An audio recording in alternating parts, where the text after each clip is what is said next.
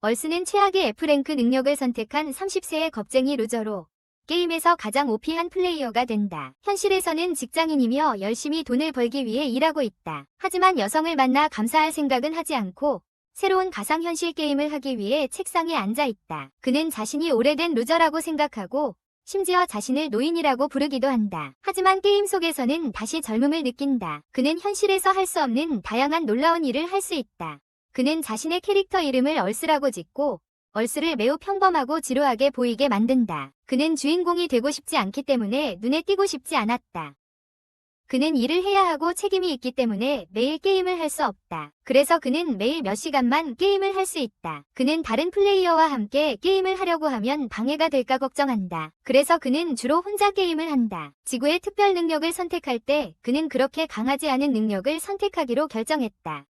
그는 게임 테스트 단계에서 그렇게 좋은 것들을 선택하지 않았다. 그는 매우 진지한 플레이어들이 자신에게 너무 주목하지 않도록 하기 위해서였다. 그리고 그는 자신의 속도로 게임을 할 수 있다. 예를 들어, 그는 의학이라는 기술을 선택했다. 하지만 그건 별로 유용해 보이지 않았다. 왜냐하면 그는 게임을 하지 않는 캐릭터들로부터 치유무력을 쉽게 살 수 있었기 때문이다. 그리고 PCS. 그는 또한 킥이라는 기술을 선택했다. 하지만 그건 멋진 동작이나 특수 공격이 없었다. 그래서 그는 단 한 번의 킥으로 적을 이길 수 없었다. 그는 심지어 벨트를 사용하는 기술도 선택했다. 하지만 그것은 정확도가 나빴다. 그는 스니크 기술을 시도했다. 하지만 그것은 그의 마법력을 많이 소모한다. 그리고 움직이면 적이 그를 쉽게 볼 수 있다.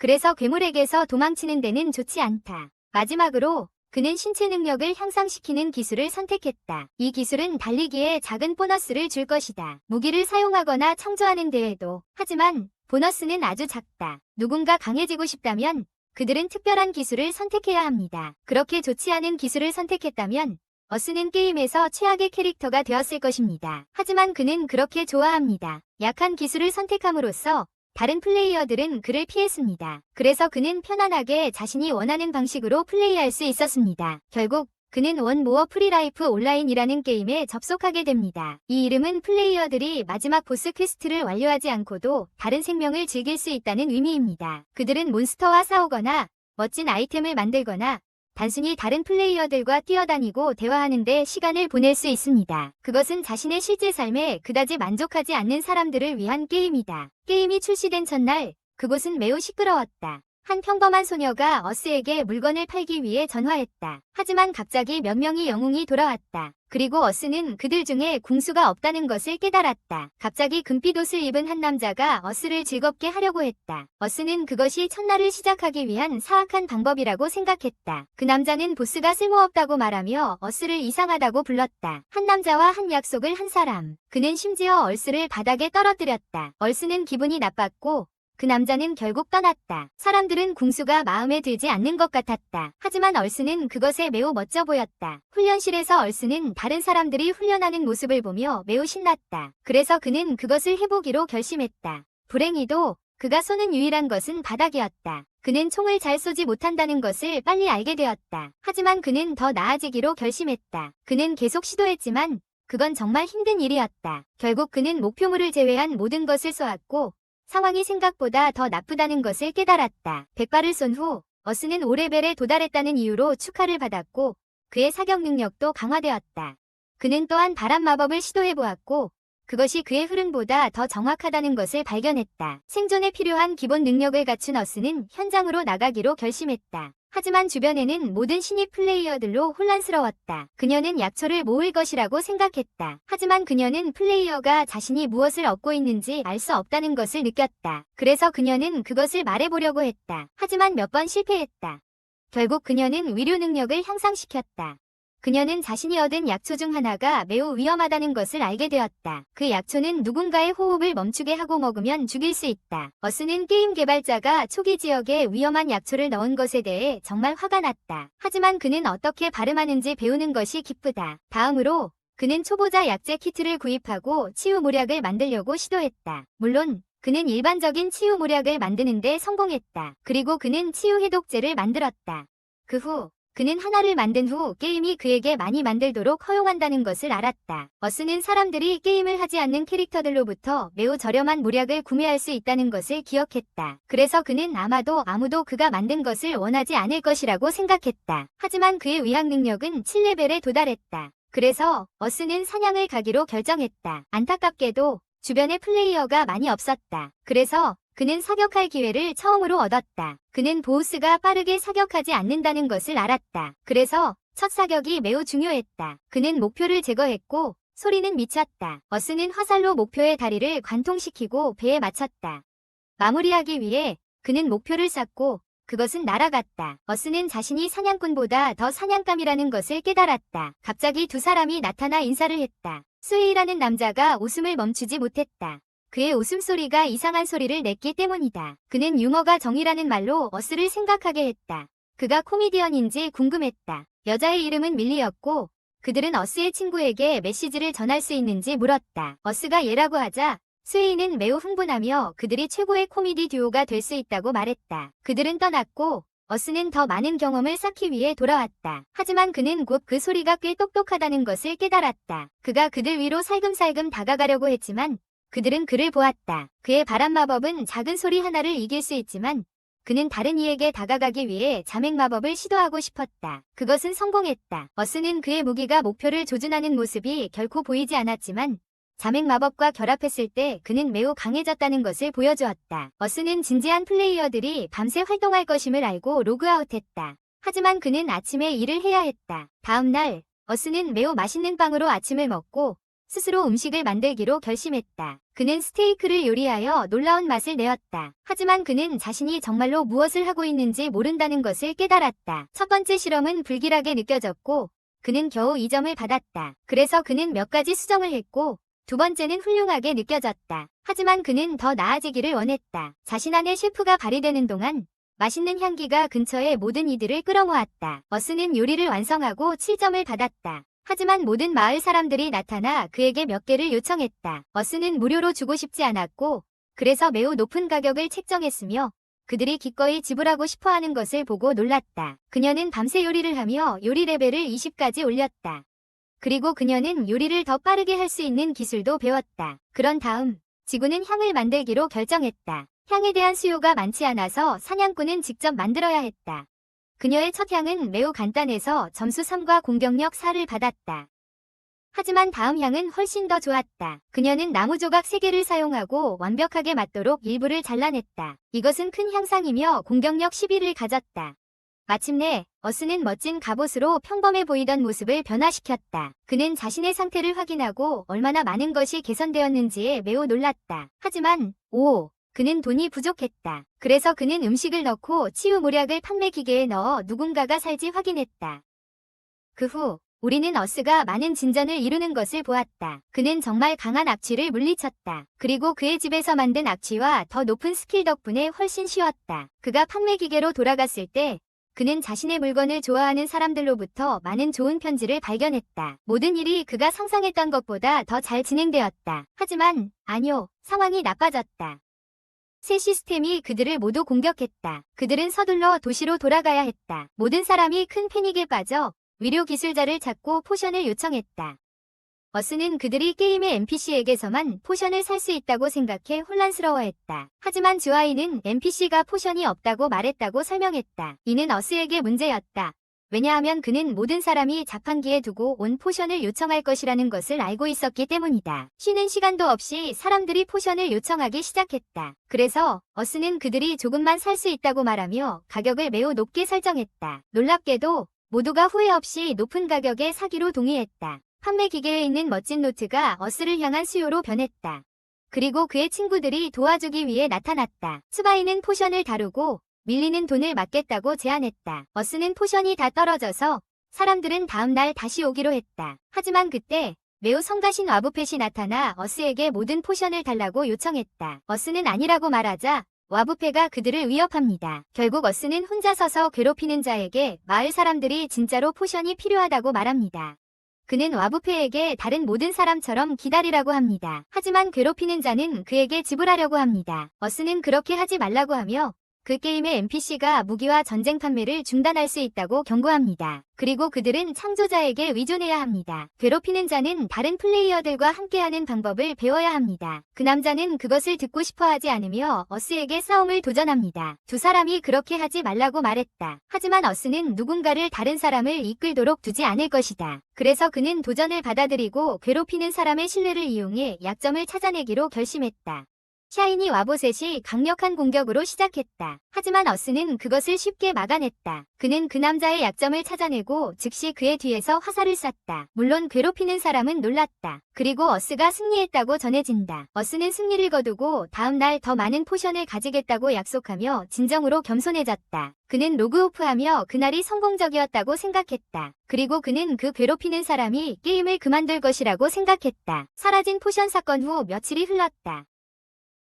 그리고 그의 게임은 크게 변화했다. 어스는 지금 포션을 사용하는 방법을 아는 것이 중요하다는 것을 알게 되었다. 사람들은 심지어 NPC들도 위험에서 도망칠 수 있다는 것을 깨달았다. 그래서 그들은 포션을 배우는 것에 대해 생각하기 시작했다. 어스는 게임으로 돌아와 스웨이의 감사를 표하며 길드에 초대받았다. 스웨이는 그들의 팀의 다른 멤버들을 소개했다. 먼저 레이즈라는 큰 남자가 있다. 그는 칼과 방패를 사용하며 적들이 자신을 쫓아오게 만들 것이라고 말했다. 그 다음 노라라는 여성이 자신을 소개했다. 그녀는 짧은 칼로 싸우는데 능하다고 말했다.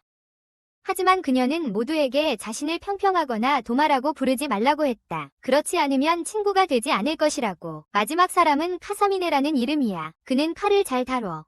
어스는 자신을 소개하려고 했어. 하지만 모두가 그가 얼마나 강한지 이야기하고 있어서 그는 막혔어. 어스는 방금 괴롭힘에 대한 교훈을 보여줘서 일어나고 싶지 않았어. 어스는 그들의 팀이 좀 불균형하다는 것을 알아차렸어. 근접 전투원이 4명이야. 마법사가 1명이야. 그리고 1명이 궁수가 있다. 하지만 즈와이는 근접 전투가 다양한 마법을 사용할 수 있다고 설명한다. 그리고 노라는 치유 마법을 사용할 수 있다. 즈와이는 그들의 첫 번째 임무가 1명의 암살자를 처치하는 것이라고 말한다. 모두들 신나고 그들이 할 수 있다고 확신한다. 하지만 어스는 모든 믿음이 어디서 오는지 모른다. 즈와이는 어스에게 그들이 모두 그를 의지하고 있다고 말한다. 어스는 잠깐. 나는 이전에 암살자를 본 적이 없다고 말한다. 나는 그들이 매우 빠르고 똑똑하며 잡기 어렵다는 소리를 들었다. 하지만 즈와이는 그의 걱정을 거부하고 어스에게 끝나면 맛있는 것을 요리하겠다고 약속했다. 신나는 마음으로 모두 나갔지만 어스는 그리 신나지 않았다. 그 후 그들은 몇 마리의 성스러운 존재를 보았지만 모두 모여 있었다. 그래서 그들은 모두 믿을 수 있는 존재를 선택했다. 다른 사람들은 어스의 원거리 시야 능력이 꽤 유용하다는 것을 깨달았고 그가 주변에 있는 것이 가치 있다고 생각했다. 나일라이는 즈와이를 거부하고 그들은 성스러운 존재 중 하나를 죽일 계획을 세웠다. 어스는 자신의 능력을 사용하기로 결정하고 성스러운 존재의 뒤에서 무기를 발사했다. 하지만 그는 화가 났을 때 무엇을 해야 할지 생각하지 않았다. 열정적으로 레이지가 탱커로서 들어가서 어그로를 끌었다. 어스는 몬스터가 어그로라고 불리는 것을 가지고 있어 누가 그들을 화나게 하는지를 나타낸다고 설명했다. 레이지는 방어력이 높기 때문에 그는 성스러운 존재를 화나게 하여 모든 사람을 보호할 것이다. 어스는 나무 뒤에 숨어서 원거리에서 공격하고 나일라이는 레이즈를 치유했다. 그리고 노라도 약간의 피해를 주기 위해 합류했다. 그들은 공격했지만 성스러운 존재의 피부가 매우 단단하다는 것을 금방 깨달았다. 나일라이는 성스러운 존재의 주목을 끌기 위해 불마법을 사용하려고 했다. 그것이 성공했고 레이즈는 다시 목표가 되었다. 이 싸움은 어려워졌고 스웨이는 그들이 적을 처치하지 못했을 수도 있다는 것을 깨달았다. 어스는 상황이 나빠지고 있다는 것을 보았고 빠른 결정을 내려야 한다는 것을 알았다. 그는 38년의 삶의 경험을 믿고 위험한 시험에 나섰다. 그는 베어윈윤을 겨냥하며 약한 곳이라고 생각했다. 성공한 것처럼 보였지만 사실 그렇지 않았고 모두가 끝났는지 궁금해했다. 베어는 HP가 많았다. 어스는 마지막 선택을 하러 갔다. 다른 사람들은 그의 안전을 걱정했다. 하지만 어스는 풍마법 레벨 15에서 배운 시험을 치렀다. 그는 10초 동안 매우 빠르게 움직이며 몬스터에게 더 깊이 무기를 찔렀다. 밀리는 강력한 불시험을 따랐다. 결국 그들은 괴물을 처치했고 전투가 생각보다 훨씬 더 어렵다는 것을 깨달았다. 그 후 어스는 동료들을 위해 요리를 했고 모두 그 맛에 놀랐다. 그들은 맛있는 음식을 만드는데 비용이 많이 드는지 궁금해했다. 어스는 그렇지 않다고 설명했다. 유일한 문제는 그 레시피가 구매할 수 없다는 것인데 그 제작에는 구매할 수 없도록 정해진 규칙이 있습니다. 레시피를 구매할 수 없는 이유 중 하나는 만드는데 많은 시간과 돈이 걸리기 때문입니다. 두 번째 이유는 두 사람이 같은 레시피를 가지고 있어도 그들이 만든 음식은 다를 수 있다는 것입니다. 레시피는 그것을 만드는 사람의 노력과 창의성을 반영합니다. 레시피는 바꿀 수 있지만 그 품질은 바꿀 수 없습니다. 스웨이는 어스가 항상 저렴하게 그들을 위해 요리해야 한다고 생각하고 모두 동의합니다. 비록 어스가 정말 원하지 않더라도 그들은 듣지 않습니다. 그들은 모두 친구가 되어달라고 요청하고 어스의 첫 번째 파티 여행은 순조롭게 진행됩니다. 하지만 다음 장면에서 나쁜 일이 발생합니다. 어스는 자신의 괴물을 처치한 후 너무 자신감이 붙어 다섯 번째 지역, 숲으로 가기로 결정합니다. 그는 고양이를 공격하고 그것은 친구라고 부릅니다. 어스는 계속 싸우지만 고양이는 평화를 보여줄 수 있습니다. 그는 움직일 수 없고 자신이 문제에 빠졌음을 알고 있습니다. 어스는 죽음을 선고받고 도시로 돌아갑니다. 그는 자신의 자만심 때문에 그랬다고 인정하고 다음번에는 더 잘하겠다고 결심합니다. 그 후 모든 플레이어는 페어리볼이라는 대규모 업데이트에 대한 메시지를 받습니다. 그것은 창작자를 위한 새로운 능력과 아이템을 가질 것입니다. 게다가 그들의 여정을 도와줄 요정들이 있습니다. 어스는 다른 플레이어들도 레벨을 올릴 것이라는 것을 알고 있었기 때문에 더 이상 죽음으로 인해 처벌받을 수 없습니다. 그 후 우리는 어스가 그의 중대한 처벌을 없애기 위해 열심히 일했으며 대장장이가 되는 방법을 배웠다는 것을 알게 됩니다. 그는 다시 같은 실수를 하고 싶지 않았습니다. 그래서 그는 강한 개 피부를 잘라낼 수 있는 곤충 머리를 만들기로 결심했습니다. 먼저 그는 두 종류의 곤충을 준비했습니다. 하나는 잘라내기 위한 일반 곤충이고 다른 하나는 타격을 위한 매우 만족스러운 곤충입니다. 그녀는 무거운 벌레를 나무벌레에 장착하여 7점의 벌레를 만들었다. 그 후 그녀는 가격을 치기 위해 매새와 같은 벌레를 만들었다. 어스는 그녀가 더 많은 적들을 발견할 것이라고 확신하며 가격을 치는 것이 그녀가 무기를 사용할 수 없게 했다. 그래서 그녀는 다리 아래에 짧은 벌레를 추가하고 문제를 해결하기 위해 옆에 벌레를 추가했다. 비록 그것이 프로토타입이지만 유용하며 그녀에게 12점의 벌레와 2개의 추가 방어력을 주었다. 하지만 그녀는 그것을 더 나은 것으로 만들고 싶었다. 그런데 몇몇 악당들이 나타나 그녀의 다리를 괴롭혔다. 그들은 그것이 그녀의 다리인지 무기인지 궁금해했다. 어스는 자랑스럽게 그것이 둘 다라고 말했습니다. 그리고 사람들은 그들이 악할 수밖에 없어서 죄책감을 느꼈습니다. 그 후 어스는 가게에 가서 몇 가지 벌레를 샀습니다. 가게 사람들은 그의 독특한 다리를 느끼고 어스가 그것을 대항하는 데 사용할 것이라고 말했을 때 약간 두려워했습니다. 그는 그가 단지 요리사라고 생각했기 때문에 놀랐습니다. 벌레는 어쩌고요? 어스는 그가 궁술 레벨 30에 도달했으며 이제 전문화를 선택해야 한다고 설명했습니다. 그에게는 짧은 벌레, 긴 벌레, 사냥벌레의 세 가지 선택지가 있습니다. 짧은 곤충은 사용하기 쉽지만 사거리가 짧습니다. 그리고 그들은 그에게 좋지 않습니다. 왜냐하면 그는 말레이 반대편이 아니기 때문입니다. 긴 곤충은 사거리와 힘을 가지고 있지만 시간이 오래 걸리므로 솔로 플레이어에게는 좋지 않습니다. 그래서 그는 사거리와 힘이 같은 사냥 곤충을 선택하기로 결정했습니다. 그리고 그것은 더 강력한 능력이었습니다. 어스는 새로운 곤충을 만들기 시작하고 자신이 좋아하는 디자인을 선택했습니다. 블랙이라는 대장장이가 그가 하는 일을 보고 놀랐습니다. 왜냐하면 그는 이런 곤충을 본 적이 없었기 때문입니다. 어스는 그가 곤충 X라고 부르는 특이한 곤충을 완성하였고 32점의 곤충 포인트를 가지고 있었습니다. 이 새로운 곤충은 이전 것보다 회복하는데 더 많은 힘이 필요합니다. 하지만 느낌이 좋고 훨씬 더 강력합니다. 어스는 이전 곤충에 감상적이 되어 그 아름다움에 감사 인사를 전합니다. 그러나 곧 새로운 곤충을 시도해보고 싶어 합니다. 다음 날 그는 복수를 다짐하며 숲으로 돌아갑니다. 그는 고독한 곤충을 발견하고 그것을 치기 위해 자신의 곤충을 사용합니다. 이 곤충은 자신의 피해를 보여주려고 하지만 어스는 자신의 곤충으로 그것을 끝냅니다. 하지만 그것은 충분하지 않았습니다. 그녀는 기분이 나아지기 위해 더 많은 곤충을 없애고 싶어서 곤충을 때리는 곤충을 사용합니다. 그런 다음 그녀는 때린 곤충 앞에 서서 승리를 외칩니다. 하지만 그녀는 복수를 끝내지 않은 것 같습니다. 어스는 새로운 장비를 만들기 위해 도시를 통해 곤충들을 끌고 갑니다. 그런 다음 그녀는 곤충을 때리는 것과 크리스탈에 대한 이야기를 듣습니다. 그녀는 도둑이기 때문에 곤충을 때리는 것과 계약을 맺기를 희망합니다. 그녀는 의식을 시작하고 크리스탈이 많이 움직이지만 곧 떨어집니다. 그녀의 마음처럼. 그런 다음 어스는 이렇게 말하고 그들에게 곤충 의식의 실패에 대해 이야기합니다. 모든 다른 사람들은 그들의 곤충 의식에서 성공했고 어스에게 포기하지 말라고 믿음을 주었다. 그들은 이 행사 후반부에 기회가 있을 수도 있다고 말했다. 그리고 부서진 아이템은 사라지지 않았으므로 그는 또 다른 기회를 가지게 되었다. 스웨이는 하나의 문제를 해결하는 것에 대해 느꼈지만 왜 모든 곤충이 어스를 그렇게 좋아하는지 궁금해했다. 그때 어스는 빛 속에서 쉬고 있었고 빛의 입자가 그에게 다가왔다. 그는 일어나서 어떤 이유로 과거의 곤충들이 자신에게 친근해졌다고 말했다. 그는 곤충들이 자신의 손가락 위에서 쉬도록 하고 계약을 맺을 수 없어서 미안하다고 말했다. 모두 그의 결정체가 떨어졌기 때문이다. 작은 곤충이 크리스탈로 놀기 시작하고 그는 자신의 스탯 창을 확인했다. 그는 자신의 스킬 레벨이 향상되었다는 것을 느끼고 다른 스킬에 집중하기 위해 3XP 포인트를 사용할 수 있게 되었다. 그는 새로운 스킬을 익힐 수 있다면 새로운 방식으로 싸울 수 있을 것이라고 생각하며 계약을 빠르게 수락했다. 그는 첫 번째 던전에서 새로운 스킬을 시도하기로 결심했다. 그는 어두운 동을 탐험하며 어릴 적에도 같은 일을 했던 기억을 떠올렸다. 그의 스킬 덕분에 그는 창으로 가려진 위험한 지역을 피할 수 있었다. 그는 과거를 계속 생각하며 어둠 속을 탐험하는 것에 흥분을 느꼈다.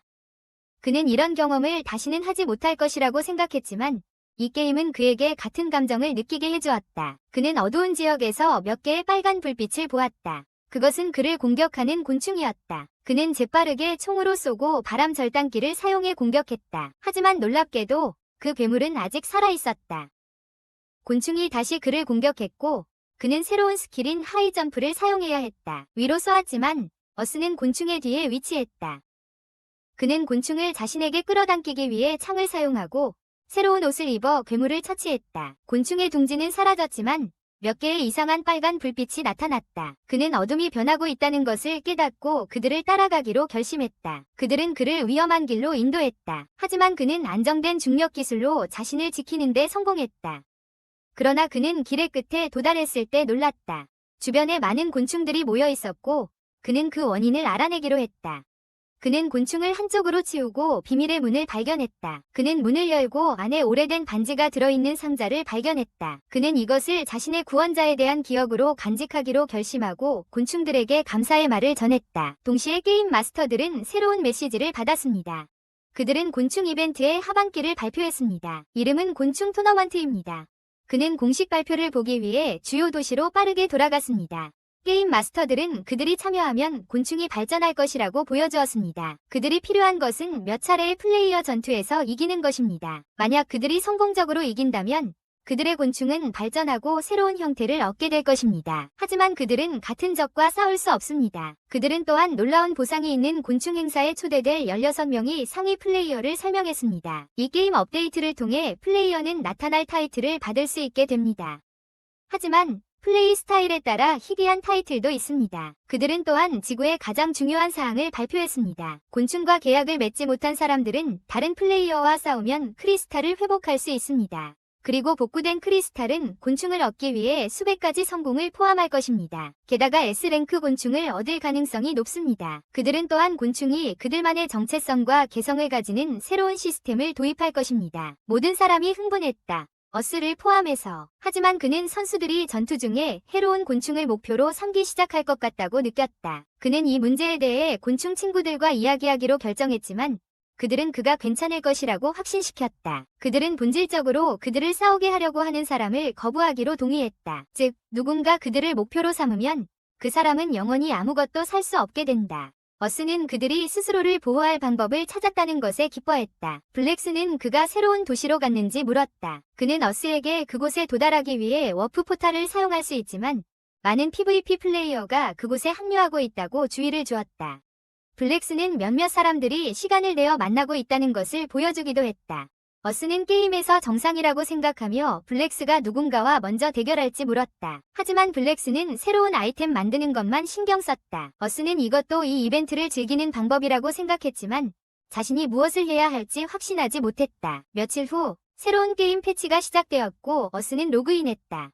그는 먼저 새로운 타이틀 시스템을 확인하기로 결정했다. 하지만 주위의 모든 사람들이 그를 주목하며 어스의 타이틀이 드물다고 언급했다. 그는 자신의 스탯 창을 열어보았고 그의 타이틀이 요정 플레이보이임을 발견했다. 그를 더 악화시키기 위해 그는 다른 플레이어들로부터 타이틀을 숨길 수 없었다. 단지 이 행사에서 특별한 PVP 전투에 참여할 때만 가능했다. 어스는 이런 일이 자신에게 일어났다는 것이 믿기지 않았다. 모든 사람, 그를 포함해서 혼란스러워했다. 그는 이 타이틀이 부끄럽다고 생각했다. 그러나 동시에 몇몇 요정들이 그 주위에 모이기 시작했다. 그는 이를 없애기 위해 한 번이 전투에 나서기로 결심했다. 그는 도움을 외치며 누군가 그와 싸워줄 것을 요청했다. 로나라는 이름의 여성이 오늘의 위기를 구하기 위해 나타났다. 그녀는 행복하게 울기 시작하며 도움에 대해 고마움을 전했다. 그녀는 그를 알아보았지만 그가 누구인지 몰랐다. 그녀는 그에게 자신이 블루 색상의 즈바일리 길드에 속한다고 설명했다. 그녀는 무술을 사용한다고 언급하며 킥어스에 대해 궁금해했다. 그녀는 거의 결투 요청을 수락할 뻔했지만 요정 로나가 그녀의 발치로 날아왔다. 어스는 혼란스러웠고 특히 요정이 학대를 받은 것처럼 보였다. 로나 또한 혼란스러워하며 그녀의 요정은 보통 수줍어한다고 설명했다. 갑자기 그녀의 요정이 결투 거부 버튼을 눌렀다. 어스는 혼란스러워하며 로나가 자신과 싸우고 싶지 않다고 생각했다. 하지만 그는 혼란스러워하며 자신의 요정이 원하는 것이 무엇인지 모르겠다고 설명했다. 그의 요정은 어스의 발에 돌아와서 묻기 시작했다. 주변의 모든 사람들은 혼란스러웠지만 그의 타이틀이 거짓이 아니라는 것을 이해했다. 어스는 플레이보이 요정이다. 그리고 그가 누군가와 결투를 시도하더라도 모든 것은 같은 방식으로 끝난다. 그의 요정은 그와 싸우는 것을 거부했다. 로나는 자신이 이런 것을 본 적이 없다고 언급했다. 그리고 어스는 게임 마스터즈를 부끄럽게 만들기 시작했다. 그는 평소의 게임날로 돌아갔고 이는 아무것도 유용한 것을 하지 않는다는 의미였다. 그래서 로나가 그에게 연락했다. 그녀는 자신의 요정이 주는 음식을 대부분 거부하자 조언을 구하고 싶어 했다. 그녀는 그가 요정이 먹을 수 있는 음식을 만들어주길 원한다는 것을 알게 되었다. 그는 놀라서 어떻게 알았냐고 물었다. 알고 보니 그의 음식 스탠드에는 큰 단서가 있었고 서버의 모든 사람들이 같은 문제를 겪고 있었다. 그는 어떻게 그런 일이 생겼는지 물었다. 몇 시간 전 누군가 자신의 요정을 빵으로 먹으려고 했던 것이다. 요정이 거부했어요. 그리고 주인이 어스에게 그의 능력을 바탕으로 뭔가를 요리해달라고 부탁해요. 요정은 그것을 좋아했고 그 말이 퍼져나갔어요. 이제 모두가 그의 요정을 위한 음식을 많이 요구하고 있어요. 솔직히 말해 어스는 너무 열심히 노력해서 잘 보이지 않으려고 해요. 하지만 매번 다른 일이 벌어져요. 결국 로나가 음식 스톨에서 도와주러 나타나요. 그리고 그들은 고객들과 신속하게 마주해요. 그들은 그들의 도움에 감사했다. 그리고 얼스는 사람들이 이제 요정 음식을 만들기 시작했기 때문에 가게를 닫겠다고 설명했다. 로나는 그가 이제 무엇을 할 것인지 물었다. 그리고 그는 너무 바빠서 새로운 패치 기능을 확인하지 않았다는 것을 깨달았다. 그는 함께 새로운 도시를 확인하자고 제안했고 그들은 그곳에 서 있었다. 얼스는 넥시아라는 새로운 도시에 약간 놀랐다. 그리고 그들은 PVP 지역을 확인하기로 결정했다. 두 경쟁자는 파란 도시를 가진 남자와 새 도시를 가진 남자였다. 로나는 새 도시에서 이상한 것을 보고 어스에게 질문한다. 그는 자신이 맞다고 설명하지만 그들은 싸움을 지켜보기로 결정한다. 새 도시의 남자는 마법 바람 요정을 사용하고 두 플레이어가 칼로 싸우기 시작한다. 이것은 치열한 결투였지만 그들은 서로의 공격을 막으며 잘 해낸다. 새 도시의 남자는 다른 남자를 압박하고 새 도시에게 화염 공격을 하라고 지시한다. 그러나 새 도시는 피카츄의 움직임을 끌어내어 그의 주인을 저지한다. 새 도시의 남자는 혼란스러워하며 새 도시에게 돌진하라고 지시한다. 그러나 모든 명령이 거부된다. 로나와 어스는 무슨 일이 일어나고 있는지 혼란스러워한다. 보통 새 도시는 명령을 거부하지 않는다. 새 도시의 남자는 마법의 바람 요정을 사용하고 주인은 그의 검으로 상대를 쓰러뜨린다. 이 결투가 끝나고 로나는 어스에게 새 도시가 그들의 리더의 명령을 중단한 이유를 알고 있는지 묻는다. 그는 다른 남자가 새 도시의 사용자라고 말한다. 로나는 그 말에 혼란스러워한다. 하지만 어스는 그 말이 그들의 새 도시를 비난하는 사람들을 위한 것이라고 설명한다. 기본적으로 그 남자는 새 도시를 강제로 자신의 뜻대로 하게 하려고 공격하기로 결정한 것이다. 그러므로 이제 새 도시는 그 말을 듣기를 거부하고 있습니다. 그 남자는 정말 실망하며 울고 자신을 따르지 않은 것에 대한 보복으로 새 도시에 공격할 준비를 합니다. 어스는 나쁜 일이 일어날 것임을 빠르게 깨달았습니다. 로나는 그에게 무슨 일이 일어나고 있는지 물었고 그는 악의적인 새 도시 사용자들의 온라인 영상을 본 적이 있다고 설명했습니다. 본질적으로 그는 새 도시를 비난하며 시스템이 그를 처벌하기로 결정했다고 말했습니다. 그 남자는 자신의 새 도시와 싸워야 했습니다. 그뿐만 아니라 그 남자의 새 도시는 S랭크로 발전했습니다. 결국 그 남자는 싸움에서 패하고 계약 크리스탈을 빼앗겼습니다. 다행히도 이때 바보는 무슨 일이 일어날지 알고 걷기로 결심했다. 로나는 이 시스템에 대해 몰랐지만 어스가 몇몇 오래된 게임들이 이런 시스템을 사용한다는 것을 설명했다. 기본적으로 그는 그 게임에서 새 도시가 통제 불능 상태가 되거나 너무 많은 부당한 명령을 내리면 공격할 수 있다는 것을 보여주었다. 그녀는 그 시스템이 너무 오래되었다고 생각했다. 하지만 어스는 현재 게임이 플레이어에게 매우 사용하기 쉽다고만 언급했다. 그래서 그녀는 이 게임의 제작자가 오래된 MMO를 바탕으로 게임을 만들려고 한다고 생각했다. 그리고 그녀는 작별 인사를 하며 로그아웃할 것이라고 설명했다. 현실 세계에서 어스는 VR 헤드셋을 벗으며 로나 같은 사람들이 자신의 새 도시에 정말로 신경을 쓴다고 생각했다. 하지만 신경 쓰지 않는 사람들도 있습니다. 하지만 그는 플레이어가 원하는 대로 플레이하는 것이 그들의 선택임을 이해합니다. 그 후 그는 게임에 다시 로그인하고 제작에 집중합니다. 그때 그는 다른 새 도시의 플레이어에게 연락을 받습니다. 그 남자는 어스와 그의 제목에 대해 이야기하고 싶어 한다고 말합니다. 어스는 이에 실망하지만 그를 받아들입니다. 알고 보니 이 메탈 남자는 그의 새 도시와 관계를 맺는 방법을 알고 싶어 했습니다. 예상하셨겠지만 울프의 어스에 대한 태도는 좋고 부드럽습니다. 그 남자는 자신이 이렇게 행동하면 무슨 일이 일어날지 알고 있으며 어스에게 도움을 요청한다고 설명했다. 어스는 그 남자가 왜 울프에게 나쁘게 대하는지 물었다. 그 남자는 시스템에 혼란스러워하며 온라인에서 비디오를 찾고 있었다. 모두가 자신들의 행동을 나쁘게 대하는 비디오나 도시의 새 같은 동물로 행동하는 비디오를 업로드하고 있었다. 그래서 그 남자는 같은 행동을 따라했다. 하지만 새로운 패치로 그 행동은 개성을 얻고 모든 것이 변했다.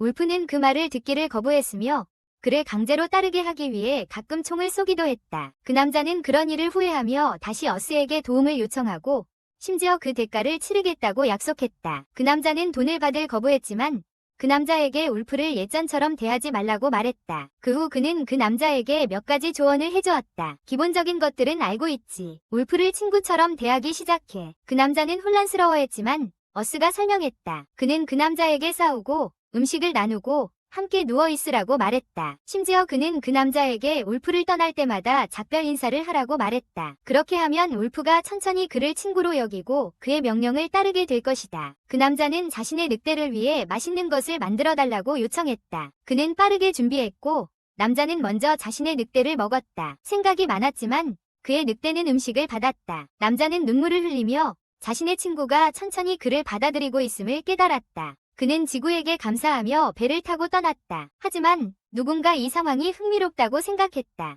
지구는 이 남자가 누구인지 물었고 남자는 자신이 금색이라고 대답했다. 지구와 개인적으로 이야기하고 싶어하는 사람이었다. 어스는 그가 늙은 남자와 이야기하고 싶어한다는 것을 봤지만 그 남자가 플레이어인지 NPC인지 확신하지 못한다. 그의 집안에서 어스는 늙은 남자의 장비와 움직임을 관찰하며 그의 레벨이 그 남자보다 더 높아 보인다. 늙은 남자는 일어나 어스에게 글래드라는 사람을 만난 적이 있는지 묻는다. 어스는 생각한 후에 없다고 대답한다. 그는 글래드가 페어리 플레이보이라는 이름을 가진 플레이어를 겨냥하고 있다는 소문이 있다고 설명한다. 어스는 약간 혼란스러워하며 글래드가 누구인지 묻는다. 늙은 남자는 글래드가 이전 파티의 일원이라고 설명한다. 비록 말하고 행동하는데 문제가 있지만 글래드는 훌륭한 탱커였다. 어스는 글래드가 파티에서 제외되었다고 생각했다. 노인은 이를 확인하며 글래드가 아리가시 되어 다른 회원들을 바라보기 시작했다고 설명했다. 노인은 글래드가 최근 사건에 매우 화가 났다고 언급했는데 그는 자신의 파티에서 계약을 맺지 못한 유일한 회원이기 때문이다. 결국 그는 매우 실망하여 모든 사람에게 분노를 표출했고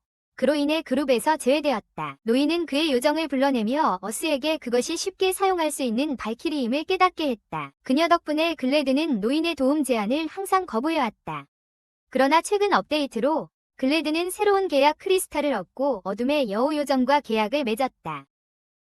그 이후로 그는 사람들에게 특별 PVP 결투를 도전하며 돌아다녔다. 어스는 글래드가 여전히 첫 행사에서 계약 요정을 얻지 못해 부끄러워하는지 도전하는지 물었다. 노인은 글래드가 이 행사 마지막 날을 자신의 힘을 보여주는 방법으로 사용할 것이라고 설명하며 어스에게 조심하라고 당부했다. 어스는 조심하겠다고 약속하고 노인은 멀리 떠났다. 하지만 어스는 일방적인 이야기를 믿는 것이 위험하다고 생각했다. 그는 노인의 조언을 무시하고 도시에서 보내는 시간을 줄이기로 결정했다. 그는 레벨을 올리고 자원을 얻기 위해 몬스터와 싸웠다. 하지만 주된 이유는 다른 플레이어들이 그가 전투 중일 때 도전할 수 없기 때문이었다. 그는 고기를 모으기 위해 새를 잡는 데 집중했다. 그는 사람들이 사용하는 몸장비가 뒤를 보호하지 않기 때문에 새를 이용해 클록을 만들 계획이다. 그는 멀리서 새를 쏘았지만 전투는 거기서 끝나지 않았다. 새가 화가 나서 지구를 공격하기 시작했다. 지구는 자신의 미러 화살 능력을 사용해 두 개의 복제품을 만들고 각 복제품이 하나씩 화살을 쏘았다. 새가 맞고 지구는 채찍으로 그것을 땅에 눕혔다. 그는 그 뒤에 공중으로 달려가서 새를 가격했다. 그는 쉽게 그것을 이기고 능력이 50레벨에 도달했다. 그는 자신의 능력을 적을 상대하면서 달리기도 하고 빠르게 도망칠 수 있도록 충전 능력으로 바꾸기로 했다. 그는 자신의 능력에 약간 기뻐했지만 게임 UI가 업데이트되어 상황을 이해하기 쉬워졌다는 것도 보았다. 그는 이후 기름을 향해 가서 강철과 경량금속을 얻어 몇 가지 물건을 만들기로 했다. 갑자기 그는 화살을 쐈다.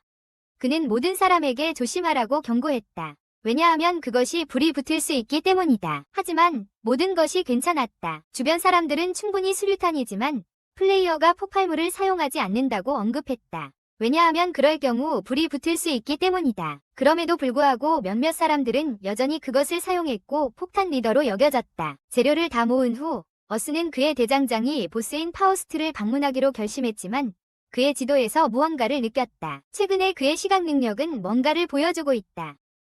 블랙스가 대장간에 들어가자마자 갑자기 얼스에게 오늘 이상한 아이템을 만들 계획이 있냐고 물었다. 농담으로 여겼지만 블랙스는 맞았다. 얼스는 새로운 화살촉과 금속 채찍을 만들 계획이었다. 화살촉은 부서진 단검을 기반으로 만들어져 고기를 자르기 더 쉽게 했다. 그는 곧 작업을 시작했다. 먼저 주괴를 화살 형태로 만들고 나서 그것을 부수려고 시도했다. 몇 번이 실패가 있었지만 그는 성공적으로 만들었다. 하지만 그는 이것이 일반 화살촉보다 더 어렵다는 것을 깨달았다. 어려운 과정에도 불구하고 이 끊어진 화살촉은 몇 가지 패시브와 함께 15점의 공격력을 가지고 있다. 화살촉이 적중하면 질병을 전염시키고 질병 효과를 사용하여 적의 체력을 감소시킨다. 그 후 그는 채찍 작업을 시작했다. 보통 이것은 금속으로 만들 수 있는 무기가 아니지만 그는 가벼운 금속을 사용하여 만드는 방법이 있다는 것을 알고 있었다. 이것은 단지 가벼울 뿐만 아니라 내구성도 뛰어난 특이하고 특별한 금속의 종류이다. 그는 가벼운 금속 덩어리를 몇 번 가열하고 늘려서 현재 채찍과 같은 크기에 도달해야 했다. 게다가 그는 작업을 마친 후 물고기 비늘처럼 생긴 것을 만들어 적에게 고통을 줄 것이라고 결심했다. 그는 안전하게 일할 수 있는 다른 곳으로 갔다. 그는 지금 경량금속을 사용하는 것이 큰 위험이라는 것을 알았기에 더 안전하게 사용할 수 있는 무언가를 만들기 위해 그의 위료 능력을 사용해야 했다. 그는 기름과 약초를 결합하여 연소 속도를 조절하기 시작했다. 그는 3가지 다른 기름 샘플을 성공적으로 만들었다. 그는 기름을 시도하고 병을 바닥에 던졌지만 아무 일도 일어나지 않았다. 그는 이후 병비를 던져 큰 폭발을 일으켰고 이로 인해 80%의 체력을 잃었다. 그는 그것이 너무 강하다는 것을 깨닫고 적을 처리하기 위한 최후의 수단으로만 사용해야 한다고 생각했다. 그 이후로 그는 그것을 유독한 기름이라고 부르기로 했다. 그는 건강을 회복하기 위해 한 모금을 마신 후 병실을 시도했다. 그 폭발물은 큰 일이 아니었지만 그것이 어스가 찾고 있는 것이었다. 그는 이것이 지금까지 만들어진 최고의 샘플이라는 것을 빠르게 깨닫고 이를 증강유라고 불렀다. 그는 이를 더 만들어서 성스러운 존재들과 싸우는 데 사용하기로 결심했다. 그는 성스러운 존재들 그룹에 기름을 쏘아 각기 다른 능력으로 모든 성스러운 존재를 물리쳤다. 어스는 새로운 무기로 성스러운 존재를 맞고 그를 때렸다. 마지막 2 성스러운 존재는 제압당했고 마지막 하나도 제압당했다. 그는 그들의 하락을 보고 이 기름이 그의 전투를 훨씬 더 쉽게 만들어준다고 생각했다. 하지만 이것은 단점이 있습니다. 그는 그것에 너무 의존한다면 능력을 향상시킬 수 없습니다. 시스템은 그의 능력이 50레벨에 도달했음을 알리며 그는 간닝 에로우를 배웁니다. 그것뿐만 아니라 그의 바람 마법도 그 레벨에 도달했고 이제 그는 나는 방법을 알고 있습니다. 시스템은 그의 능력과 바람 마법이 50레벨에 도달했기 때문에 독특한 능력을 배우기 위해 결합할 수 있다고 알립니다. 이것은 에올리안 더스트 헌팅 보호라고 불리며 그가 무기를 쏘는 동안 바람 마법을 사용할 수 있게 해줍니다. 하지만 그는 높은 바람 마법 능력을 배울 수 없을 것입니다. 비록 그는 바람 마법에 관심이 있지만 에올리안 더스트는 바람과 무기의 조합이 좋기 때문에 결합하기로 결정했습니다. 그는 이후에 모든 새로운 능력을 시도해보기로 결정했습니다. 겟닝 에로우는 그가 무기를 공중에 쏘고 빠르게 쏠 수 있게 해준다. 그의 비행 능력은 그가 더 높은 곳에서 떨어지고 일정 시간 동안 움직일 수 있게 해준다. 그는 도시로 돌아가 자신의 능력을 사용해 목걸이를 만들어줄 장인을 요청하기로 결정했다. 갑자기 게임 발표가 있었다. 설명자는 종료된 PVP 이벤트에 대해 설명하며 마지막 토너먼트에 참가할 16명을 보여줄 것이라고 말했다. 그때 즈바이가 나타나 어스에게 그들이 이벤트에 주의하지 않아 토너먼트에 참가하지 못할 수도 있다고 알렸다. 선정된 16명의 플레이어가 발표되었고 어스는 노인과 글래드가 승리했음을 알게 되었다. 그들은 수백 번의 승리를 거둔 최고의 플레이어들이다. 그가 노인과 나눈 대화에도 불구하고 어스는 그들의 전투가 흥미로울 것이라고 생각하며 보고 싶어 했다. 토너먼트가 곧 시작되었고 모든 사람들이 그것을 보기 위해 경기장으로 갔다. 어스는 자신의 원거리 시각 능력을 사용하기로 결정하고 자신과 같은 타이틀을 가진 몇몇 플레이어를 발견했다. 첫 번째 전투가 시작되었고 어스는 플레이어들이 페어리를 얼마나 발전시켰는지 깨달았다. 그가 토너먼트에 진입할 수 있다면 전투에서 승리할 확률은 10%일 것이다. 그러나 그는 뭔가 이상한 것을 느꼈다. 승리한 페어리는 패배한 자로부터 입자를 흡수했다. 그는 무슨 일이 벌어지고 있는지 이해하지 못했다. 하지만 그는 결승까지 모든 전투를 지켜보았다. 그것은 글래드를 반대하는 노인이었다. 글래드는 꽤 감명을 받았고 노인에게 항복하라고 요청했다. 하지만 노인은 자신이 그것을 고쳐야 한다고만 말했다. 글래드는 혼란스러워하며 어떻게 고치냐고 물었다. 하지만 노인은 그저 그를 때릴 것이라고 대답했다. 전투가 시작되었고 두 사람이 서로를 향해 움직였다. 글래드는 공격을 막고 노인이 자신의 행동으로 자신을 방해하고 그를 불리하게 때릴 것이라는 것을 알고 있음을 보여주었다. 노인이 돌아오고 글래드는 공격을 시작했다. 전투는 미쳐버렸고 두 사람 모두 페리와 능력을 사용해 서로를 공격했다. 노인의 페리가 글래드를 맞추고 잠시 분리되었다. 노인은 글래드를 끝내려고 했다. 그러나 글래드는 공기 마법을 사용해 반격했다. 글래드는 이 기회를 이용해 노인을 공격했다. 그리고 그의 고양이는 마지막 공격을 대비해 불을 사용했다. 글래드는 전투의 승자로 소개되었다. 그리고 이상한 일이 발생했다. 고양이는 작은 원으로 변했다가 다시 고양이로 변했다. 글래드는 그 일이 일어나서 기뻐하며 유용하다고 말했다. 하지만 고양이는 그녀를 따르기를 거부했다. 글래드는 혼란스러웠다. 그러나 고양이는 이 행사가 다음 페리의 통치자를 선택하기 위해 마련된 것이라고 설명했다. 그녀는 그들의 통치자는 단순히 강할 뿐만 아니라 전투 예술에도 재능이 있다고 말했다.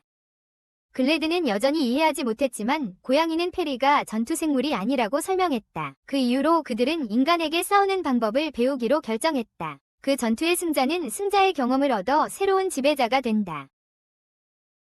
글래드는 페리가 플레이어를 이용하고 그들을 보내서 실망스럽다. 하지만 고양이는 대부분의 페리가 자신의 플레이어 편에 남아있을 것이라고 설명했다. 그는 계약이 끝났기 때문에 그녀를 떠날 것이다. 간단히 말해서 그는 단지 그녀가 부모에게 복수하는 것을 도와줬다. 그는 그들이 서로에 대해 전혀 신경 쓰지 않았다고 설명했다. 그 이후로 그들은 각자의 목표를 이루기 위해 파트너가 되지 않았다. 그는 그에게 소리쳤지만 그는 단지 게임을 하고 있다고 설명했다. 하지만 이것은 그의 현실 세계다. 어스는 그 고양이가 AI처럼 말하는 것이 아니라 실제 사람처럼 말하고 있음을 깨달았다. 하지만 그는 현재로서는 그것을 제거하기로 결정했다. 고양이는 글래드가 그가 최대한 강한 페리와 계약을 맺도록 허락할 것이라고 설명했다. 하지만 그는 거부하고 글래드를 포기하고 싶어 했다. 둘 다 절망할 수 없기 때문에 그들은 저항을 시작했다. 그러나 고양이는 동시에 5개의 주문을 빠르게 시작했다. 글래드가 공격을 성공시키고 글래드를 공격합니다. 하지만 그는 쉽게 피하고 놀라움을 겪습니다. 그 후 그는 그를 물리치기 위해 더 많은 능력을 사용합니다. 모든 것이 끝난 후 고양이는 글래드가 가르침을 받았기 때문에 부모를 돌려줍니다. 그런 다음 그는 모든 고양이 플레이어에게 고마움을 전하며 PVP 고양이 이벤트에 참여하지 않은 것에 대해 감사를 표합니다. 결과적으로 그들은 그 고양이로부터 보상을 받게 됩니다. 하지만 어스는 특별한 이유로 그와 싸워야 합니다.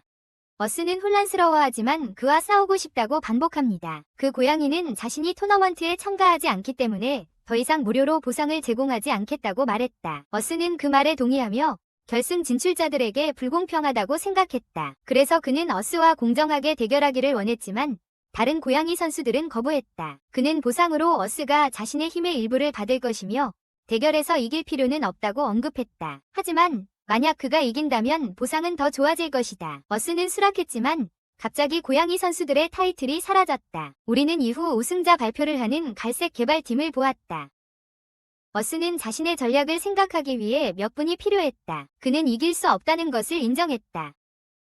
그는 단지 고폭탄으로 소면되며 반응점을 찾을 것이다.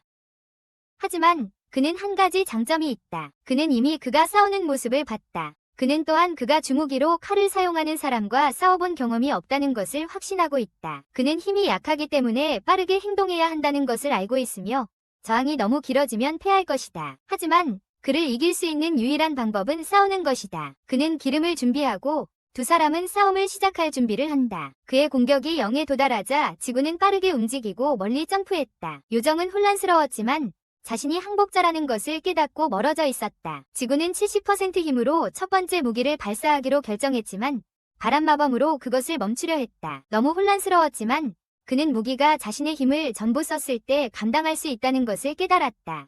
요정은 몇 개의 총기를 항복하기 시작했지만 그는 그것을 피할 수 있었다. 그 후 그는 다른 무기를 발사했고 총기로 그것을 멈추려 했다. 그러나 그 무기는 총기를 막지 못했고 그는 다리에 맞았다. 요정은 그들을 닫아야 한다고 결심했다. 하지만 어스는 그것을 할 준비가 되어 있었고 플라스크를 꺼냈다. 그는 처음에 그것이 포션이라고 생각하고 마시는 것을 막으려 했다. 하지만 그는 그에게 쏘았고 불꽃이 일어났다. 불에 휩싸인 요정은 플라스크에 독이 있다는 것을 깨달았다. 어스는 그에게 몇 개의 기름이 담긴 플라스크를 추가로 쏘아 몇 가지 불꽃을 일으켰다. 그는 물건을 막지 않은 것이 실수였음을 빠르게 깨달았다. 어스는 인간으로서 더 강한 상대와 맞설 때 승리하기 위한 전략을 생각해야 한다고 쉽게 대답했다. 그 후 요정은 어스월즈를 보내 그의 시야를 차단하고 공격을 방지했다. 그러나 어스는 신속하게 스텔스 능력을 활성화한다. 요정은 그를 막으려 하지만 할 수 없다. 스펠월이 사라지기 시작하고 그녀는 그것을 다시 세우려 한다. 하지만 어스가 뒤에서 나타나 그의 채찍으로 막는다. 그는 슬라이딩 차지 능력을 사용하고 뉴 보호 능력과 결합한다. 그는 공중으로 공격을 쏘고 기관총처럼 쏘아대며 더블 클론 능력을 사용한다. 얼굴에 몇 번이 공격을 받은 후 어스는 플라이와 빅점프를 사용해 위로 강력한 공격을 날린다. 그는 같은 공격을 더 깊숙이 그의 몸에 쏘아 요정이 물질화된다. 관객이 방금 본 것에 관심을 가지긴 했지만 어스는 자신이 큰 실수를 했다는 것을 깨닫는다. 그는 많은 관객에게 자신의 콤보 능력을 보여주었고 이는 그들이 미래에 그를 짜증나게 할 것이다. 뿐만 아니라 그들은 그에게 기름을 채워달라고 요청하고 그와 싸우겠다고 도전할 것이다. 그는 아직 도망칠 수 있을 때 도망가기로 결심한다. 그러나 요정이 다시 나타난다. 그녀는 패배를 받아들이고 어스에게 자신의 보상을 받을 때라고 말한다. 그녀는 어스에게 파괴된 요정 계약 크리스탈과 요정왕의 크리스탈을 가져가라고 한다. 그는 혼란스러워하며 그녀가 던전에서 찾은 크리스탈에 대해 이야기하고 있는지 묻는다. 그는 요정 계약의 수정구를 검사한 후 이미 5개의 등불이 들어있기 때문에 그 수정구가 꽤 접근할 수 없다고 언급했다. 그는 이어서 등불의 아이들을 호출했고 2개의 등불이 더 나타났다. 그는 이후 수정구와 수정구를 바꿨다. 그는 수정구를 자신의 손가락에 끼우려고 했고 이는 마치 결혼을 제안하는 것처럼 보였기 때문에 거부하려고 했다. 하지만 그는 자신의 힘을 강화하는 마법을 사용하여 결국 수정구를 손가락에 끼우는 데 성공했다. 이 시스템은 이 수정구가 게임 내에서 독특한 아이템임을 보여주며 모든 6가지 요정의 힘을 지니고 있다. 이 수정구를 사용하여 그는 요정의 나라에 들어갈 수 있다. 하지만 문제가 있다. 그는 가진 능력치에 따라 크리스탈을 얻을 수 없다. 공격, 방어, 회복이 각각 10% 증가하고 마나 사용은 5% 감소한다. 공격할 때 퀸 페어리를 3초 동안 포기할 가능성도 있다. 하지만 가장 흥미로운 점은 퀸 페어리를 공격하는 새로운 타이틀이다.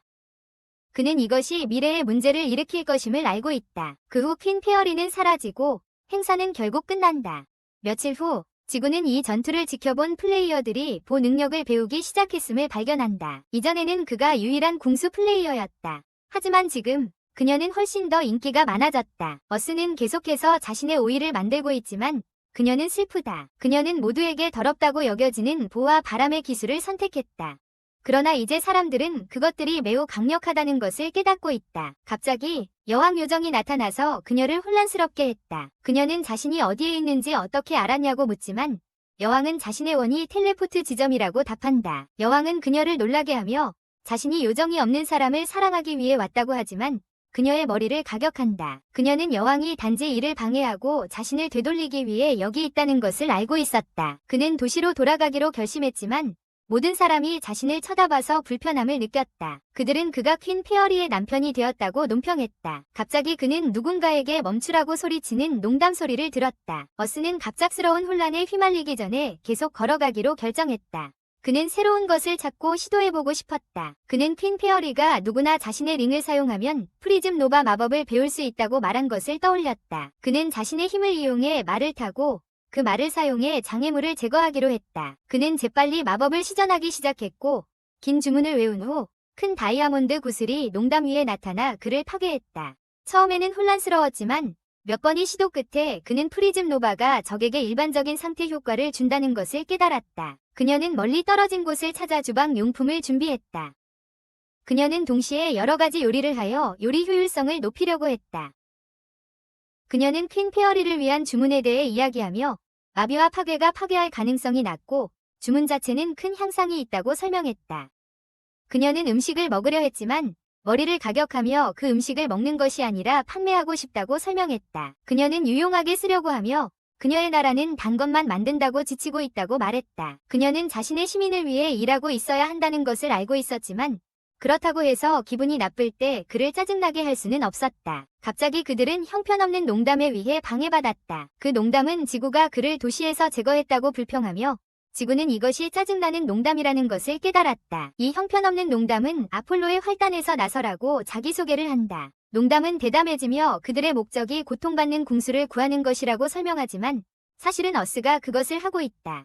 물론 어스는 이 농담이 돌보다 더 어리석다는 것을 이해하고 있다. 농담은 어리석은 표정을 유지하며 자신이 가장 낮은 곳의 모임에 어스를 초대하러 왔다고 말한다. 하지만 어스는 쉽게 대답한다. 관심 없어. 난 나갈 거야. 저 어리석은 얼굴을 봐. 어스는 빠르게 도시의 식사 장소를 열고 고통받는 자에게 떠나라고 말하지만 그는 거부한다. 농담은 결국 포기하고 그에게 준비한 음식을 준다. 그는 자신이 대식가라고 말했지만 그녀와 헤어진 이유를 이해하지 못해 바보라고만 언급했다. 농담은 갑자기 사라졌고 곧 돌아오겠다고 약속했다. 어스는 이후 블랙 사무실로 가서 자신의 장비를 작업하기로 결정했다. 농담은 사람들이 가까이에서 지켜보는 것에 불편함을 느끼기 시작했다. 블랙은 사람들이 그를 유명해서 그런 것이라고 설명했지만 어스는 그들에게 멀리하라고 요청했다. 어스는 이후 자신의 장비 작업을 시작했다. 첫 번째는 X형 활이다. 활의 내구성이 줄어들어 이제 새로 만들어야 했다. 그는 둘다와 천을 교체하기로 결정했다. 그는 두 번째 도시에서 얻은 좋은 나무를 사용하여 본체를 만들고 가벼운 금속으로 장비를 만들었다. 기본적으로 그는 활의 품질을 높여 훨씬 더 강하게 만들었다. 원래의 X타입 보호는 공격력이 30이었지만 그의 X타입 보호는 공격력이 46이다. 그는 이후 발을 위한 작업을 시작했다. 그는 주재료를 가벼운 금속으로 교체하기로 결정했다. 그것은 훨씬 더 가벼워서 제대로 착용할 수 있게 해주었고 더 튼튼하고 안정되게 만들었다. 그는 심장으로 변하는 스파이크 아로아를 추가하여 힘을 증가시켰고 이번에는 비누를 만들지 않았다. 반대로 그는 3개의 비누를 추가하고 발이 심장을 모방했으며 3개의 비누가 발 위로 변했다. 이렇게 하면 그가 때릴 때 몬스터를 쏠 수 있을 것이다. 그뿐만 아니라 그는 심장을 교체 가능하게 만들어 쉽게 바꿀 수 있게 했다. 그 결과 그의 발 심장은 추가로 12 방어력과 29의 공격력을 제공했다. 모든 것이 끝난 후 그는 단 한 가지를 해야 했다. 그는 창조자로 돌아가 심장을 제작해달라고 요청했고 거의 완벽한 등급의 아이템을 가지고 있음을 보았다. 하지만 그는 그것을 위해 더 이상 구매하지 않았다. 어스는 그것이 다소 저렴하다고 혼란스러워했지만 그는 항상 요청한 가격에 아이템을 구매하겠다고 언급했다. 그는 갑자기 아폴로의 심장 리더인 이하임으로부터 메시지를 받았을 때 시도해보려 했다. 그는 그를 만나고 주변의 몇몇 창조물들을 보겠다고 동의했다. 이하임은 자신을 빠르게 소개했고 어스는 그가 자신을 만나는 이유를 물었다. 그는 나서의 활동에 대해 신속히 사과하며 어스가 성스러운 왕과의 전투 이후로 유명해졌다고 설명했다. 그리고 나서는 그들이 단지 심장 리더를 받았기 때문에 어스를 통해 그들의 심장 힘을 강화할 기회로 보았다. 어스는 자신이 전혀 신경 쓰지 않기 때문에 괜찮다고 대답했다. 하지만 이하임은 나서가 새로운 세계 수준에 도달했다고 설명했다. 결국 그는 어스도 그들의 일원 힘을 언급하며 더 많은 심장 구성원을 모집하려 했다. 아이함만이 아니라 모든 심장 멤버가 어스에게 사과하며 그가 그들의 머리를 일으키라고 재촉했다. 아이함은 그들이 나서를 없애는 행동을 취할 것이라고 언급했다. 그를 일반 심장 멤버로 내리겠다고. 그들은 그를 심장에서 제거하지 않겠지만 그는 모든 이점을 잃었다. 어스는 그것이 나서를 다루는 좋은 방법이라고 생각하고 동의했다. 아이함은 조금 개인적인 이야기를 하며 그가 전투를 지켜봤고 그가 모든 심장의 희망이라고 말했다. 어스는 그렇게 생각하지 않았다. 그는 단지 주목받지 않기 위해 나쁜 역할을 하고 싶어 했다. 그동안 개발실에서는 모두가 어스에 대해 이야기하고 있습니다. 어스는 퀸 페어리를 이기고 우정을 쌓았습니다. 단지 그것뿐만 아니라 그는 다른 플레이어들에게도 큰 영향을 미쳤습니다. 그래서 그들은 어스의 계정을 확인하기로 결정했습니다. 다음 비디오를 시청하세요. 다음 비디오에서 만나요.